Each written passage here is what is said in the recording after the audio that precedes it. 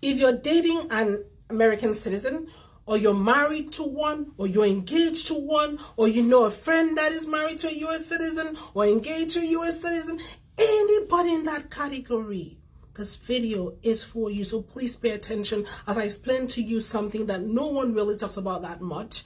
And I want to take time and go through this step by step. Now, if you're married to an American citizen, the American citizen can petition for you to get a green card. When you get the green card most times is temporary. It's not permanent.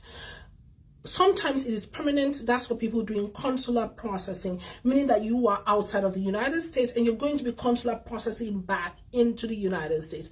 By the time all that stuff goes on with the embassy wait times and everything is 2 years, so you get a permanent green card. But if you are here in the United States of America and you are getting a green card via marriage, the process is called adjustment of status, and you are most likely going to get what is called a conditional green card, depending on how long you were married before you filed your petition.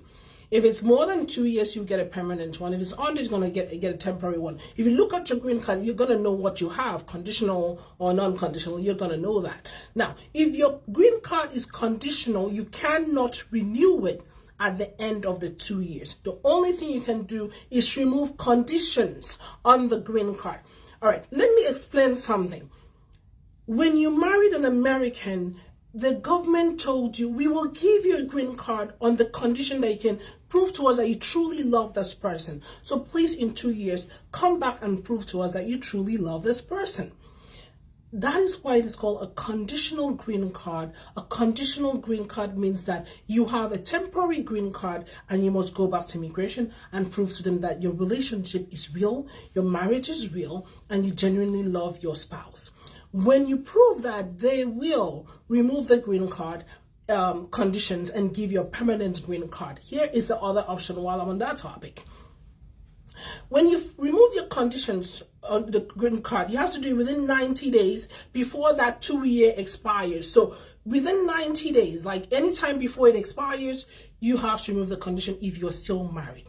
Now, what if you're not still married? What if your marriage fell apart? What do you do? Well, you can ask for a waiver of removal of the joint petition. In other words, you can ask that petition be waived, but please be very careful. Do get an attorney, because if you don't do it well, you will end up in deportation removal proceedings, is the better way to say that. So you make sure that you get that done properly. Now, for the people that are still married and you've removed your condition, now your condition is like the petition is pending, right? The removal of condition, which is called Form I-751, is pending. Normally would pen for about a year. Please note that anyone that is married to a United States citizen can file for citizenship in 3 years from the date of the green card issuance. Not from the day you got married, but from the day the green card itself was issued. So if your petition to remove the conditions on your green card is pending for a year, and now it's 3 years from the date it was issued, you can then file for citizenship. You apply for it, but be careful that you did the conditions right, the removal of conditions properly, because what happens when you walk into the interview, the officer will sit you down. The first thing they're going to do, they pull the application for your removal of conditions, they adjudicate that, and if you do it well, they approve it. But then you don't actually end up getting a permanent green card at that point. What happens, and the officer will now pull the pile of your citizenship application and adjudicate that as well. If you pass that, then you get citizenship. So you kind of walk in there and you walk out a citizen if they're swearing in the same day.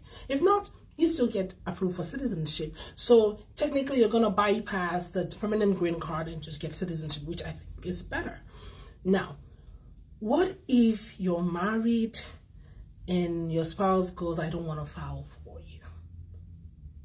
Or they file for you, they don't show up on the day of the interview.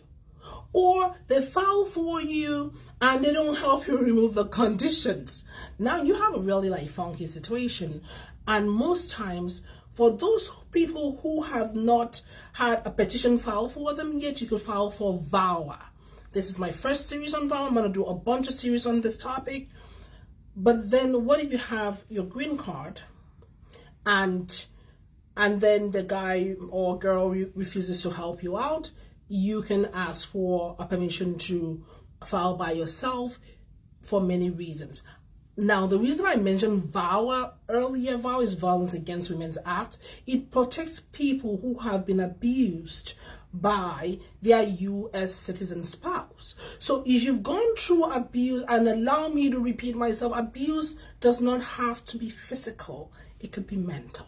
So if you've been abused by your U.S. citizen spouse, then you can technically file for VHow if there's no petition for you on file, or you could ask to file by yourself, to remove conditions by yourself and get a green card if you can show that you've been abused and subjected to extreme cruelty. Okay, it's a whole bunch of things. If you are in that category, definitely get an attorney, because the denial kind of makes life very difficult. If you have any questions on this, do let me know. Like and follow for more immigration tips.